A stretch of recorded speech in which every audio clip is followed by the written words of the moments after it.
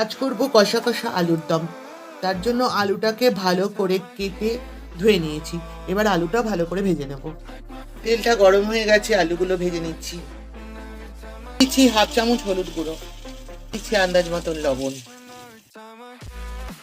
একটা মশলার paste ready করে নিয়েছি। তাতে রয়েছে 2 মাঝারি সাইজের পেঁয়াজ, 2 মাঝারি সাইজের টমেটো, 10 কুচি রসুন, 2 ইঞ্চ আদা, 4টে কাঁচা লঙ্কা।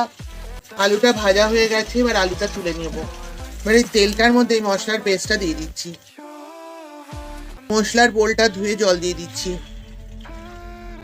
এবার এর মধ্যে দিয়ে দেবো একে একে আন্দাজ মতন লবণ, দিয়ে দেবো 1 চামচের 4 ভাগের 1 ভাগ হলুদ গুঁড়ো, দিয়ে দেবো হাফ চামচ শুকনো লঙ্কার গুঁড়ো, দিয়ে দেবো হাফ চামচ কাশ্মীরি লঙ্কার গুঁড়ো, দিয়ে দেবো হাফ চামচ জিরের গুঁড়ো, দিয়ে দেবো হাফ চামচ ধনের গুঁড়ো, আর দিয়ে দেবো 1 মুঠো কড়াইশুঁটি। এবার সবগুলো ভালো করে বেশ কিছুক্ষণ ধরে কষাতে থাকবো। এবার এর মধ্যে ভেজে রাখা আলুটা দিয়ে দেবো।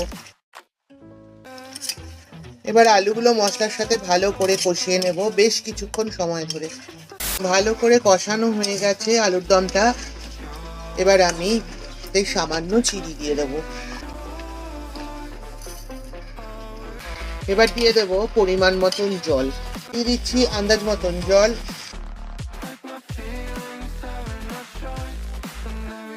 এবার একটা ঢাকা দিয়ে দেবো। 10 মিনিট পর ফিরে আসি। 10 মিনিট পর ফিরে এলাম।